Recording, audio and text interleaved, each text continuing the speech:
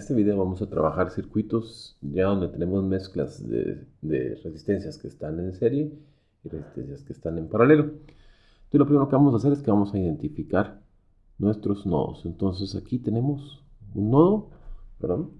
Entonces en base a eso vamos a ir analizando nuestro circuito.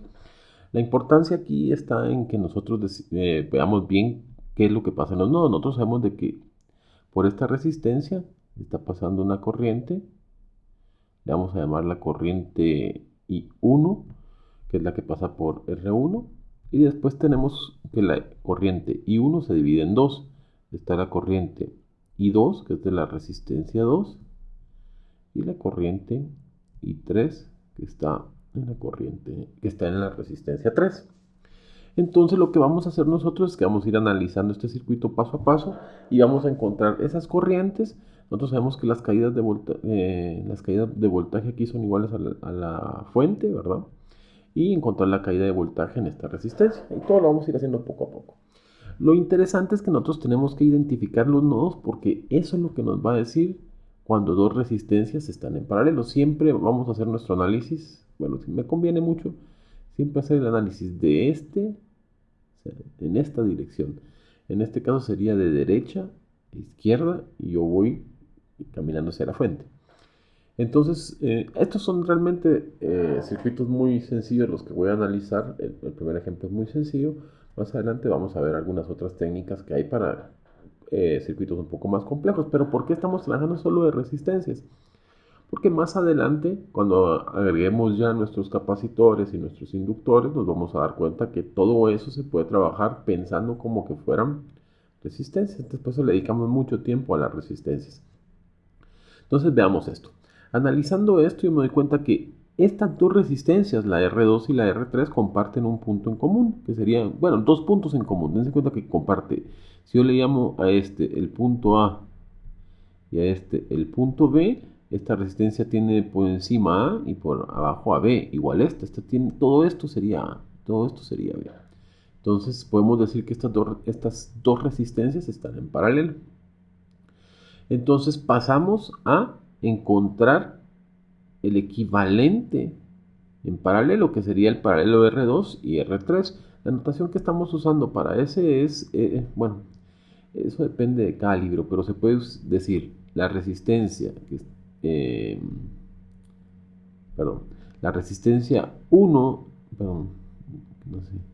la resistencia 2 en paralelo con la resistencia 3, así vamos a escribirla equivalente, o también como la tengo escrita ahí, que es R2 en paralelo con R3, y lo vamos a encontrar. Nosotros sabemos aquí que R2 en paralelo con R3 es igual a la multiplicación de R2 con R3 sobre R2 más R3, que lo podemos escribir como sería R2 por R3 es 6 por 12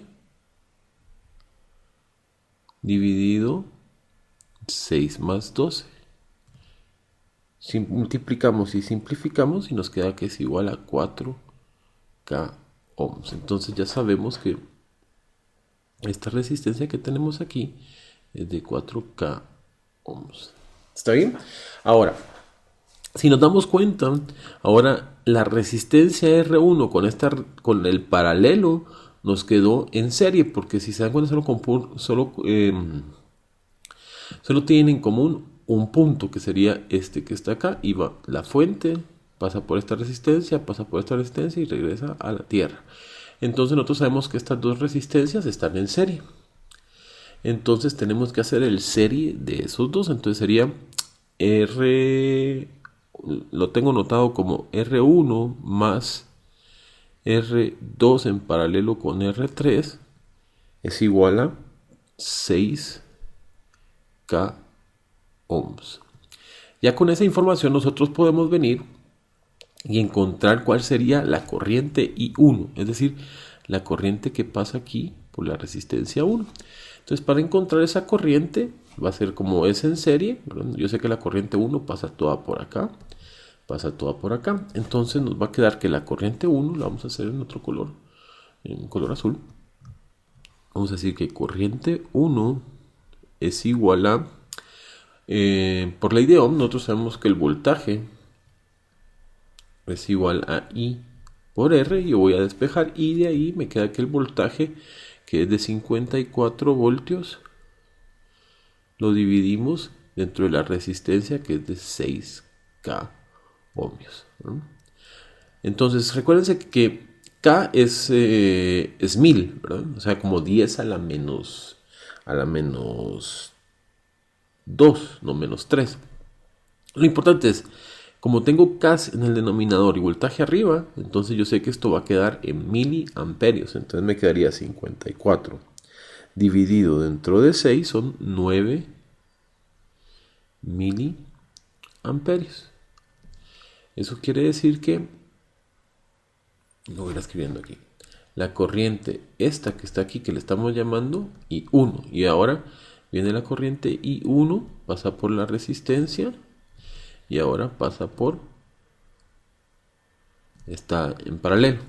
Pero ese en paralelo se divide en dos, se divide en la corriente I2 y en la corriente I3. Entonces vamos a encontrar cada una de las corrientes. Por ejemplo, para encontrar la corriente I2, nosotros lo que hacemos es que vamos a hacer un divisor de corriente. Y recuérdense que nuestra fórmula del divisor de corriente es que la corriente en la iésima resistencia es igual a la corriente por la resistencia total, o sea que serían todas las resistencias que están haciendo el divisor de corriente sobre R sub I. Entonces, en nuestro caso, nosotros tenemos que la corriente está entrando aquí y esta resistencia de 4 ohms viene de estas dos. Entonces, ahí la corriente es de 9 miliamperios. La multiplicamos por la resistencia total, que sería los 4K ohms, y lo dividimos dentro de la resistencia, que es de 12.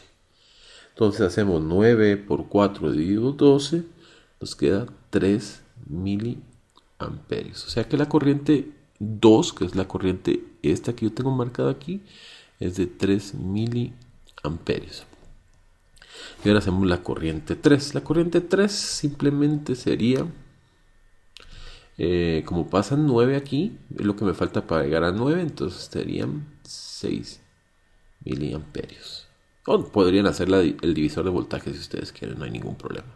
Entonces aquí tendremos una corriente I3 de 6 miliamperios. ¿Está bien? Entonces, bueno, las caídas de voltaje, nuestras caídas de voltaje, por ejemplo, en la resistencia R2 va a ser igual a la caída de voltaje en la resistencia R3, y ahí cae toda. Ah, perdón. Tengo un problema aquí, arreglémoslo. Antes tengo que calcular la caída de voltaje en la resistencia 1, en esta resistencia. Entonces aquí tengo un divisor de voltaje, ¿verdad? Entonces escribamos la fórmula del divisor de voltaje por aquí. Entonces decimos voltaje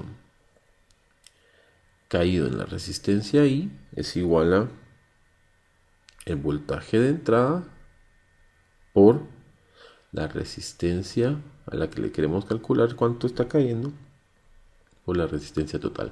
Entonces si yo veo la caída de voltaje en la resistencia R1, caída de voltaje en la resistencia R1, o pongámosle V sub 1 en lugar de caída de voltaje sub R1. V sub 1. V sub 1 es para la resistencia 1. Eso es igual al voltaje de entrada, que son 54 voltios, por la resistencia, que es de 2K ohms, dividido la resistencia equivalente, que sería la suma de estas dos, que son 6K ohms también. Entonces nos quedaría 54 tercios. ¿Está bien? Que nos da igual a 18 voltios. Eso quiere decir que por esta resistencia caen 18 voltios. Eso nos dice que el voltaje de 2, 3, o sea, del paralelo entre 2 y 3, es igual a como son 54, yo las 54 le resto 18 y me dice que la caída de voltaje es 36 voltios. Entonces yo ya sé que en la resistencia 2, pongámosle el voltaje 2, cae 36 voltios y en la 3 caen 36 voltios también y en la 1 caen 18 voltios. Entonces aquí tenemos ya el análisis de todo nuestro circuito. Tenemos la corriente 1, ¿no? Tenemos la corriente que pasa a través de la resistencia 2, la corriente que pasa a través de la resistencia 3, el voltaje 1, el voltaje 2 y el voltaje 3. Dense cuenta que el tener el dibujo de cada reducción de nuestros circuitos, que es un análisis por medio de bloques, nos va ayudando a dar todas las respuestas. Claro, no siempre vamos a querer sacar toda la información, todas las caídas de voltaje y todas las corrientes, pero algunos ejercicios piden solo una corriente o piden solo una caída de voltaje, pero aquí hicimos todo. Encontramos todas las corrientes y todos los voltajes. Es más, se puede comprobar que se puede ver cómo es cada una de las, por ejemplo, de que la corriente de entrada es la suma de todas las corrientes, 6 más 3, ¿verdad? Y también los voltajes, 18 más 36, ¿verdad? Entonces espero que les sirva este. Vamos a hacer más ejemplos. Este es el fin del ejemplo número 1.